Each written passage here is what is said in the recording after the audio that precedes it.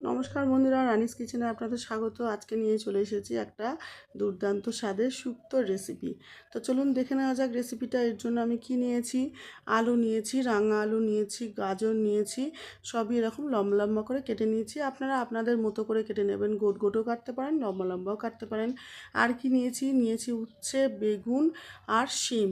ডাঁটাটাও দিতে হতো, আর এখানে হচ্ছে কাঁচকলা, এটা আমি নুন হলুদ জলে ভিজিয়ে রেখেছি। আর ডাঁটাও দিতে হতো, তো ডাঁটাটা ছিল না, ওটাই আমি স্কিপ করে গেছি।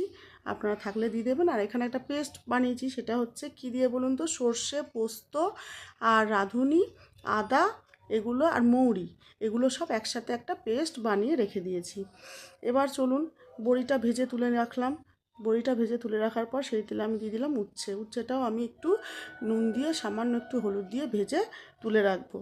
তুলে রাখার পর এবার বাকি যেটা বেগুনটা আছে, শিমটা আছে, সেগুলোও কিন্তু আমি একে একে এই তেলের মধ্যেই ভেজে তুলে রাখবো।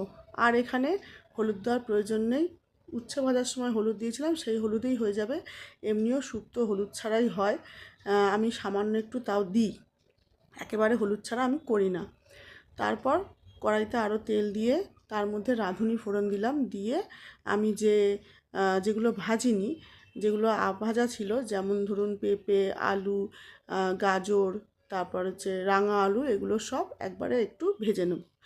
একবারে এগুলো ভেজে নিয়ে তারপর এর মধ্যে আমি দিয়ে দিলাম হচ্ছে কাঁচকলা, আবার একটু নাড়াচাড়া দিয়ে একটু সামান্য নুন দিয়ে এগুলো ভেজে একটু ঢাকা দিয়ে রাখবো, জাস্ট একটু সফট হওয়ার জন্য।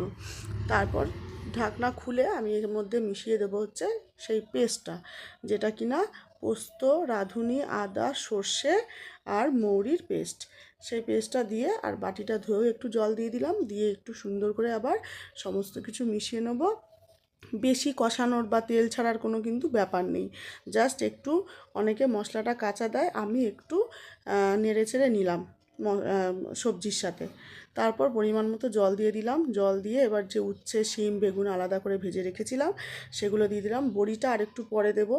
এবার একটু ঢাকা দিয়ে দেবো মশলার সাথে সবজিগুলো ভালো করে মেশার জন্য। ঢাকনাটা খুলে দেখুন এরকম হয়েছে, সমস্ত কিছু কিন্তু সেদ্ধ হয়ে গেছে। এবার একটু ভালো করে নেড়ে চেড়ে ঝোলটা একটু টেনে আসলে কিন্তু রেডি। এবার আমি দিয়ে দিলাম এর মধ্যে বড়িগুলো দিয়ে, এবার যেটা না দিলেই নয়, মিষ্টি, এটা কিন্তু মিষ্টি মিষ্টি হয়। দেখুন ঝোলটা অনেকটা শুকিয়ে গেছে। এবার একটা ফাইনাল টাচ বাকি আছে, সেটা হচ্ছে রাঁধুনি আর পাঁচফোড়নের গুঁড়ো।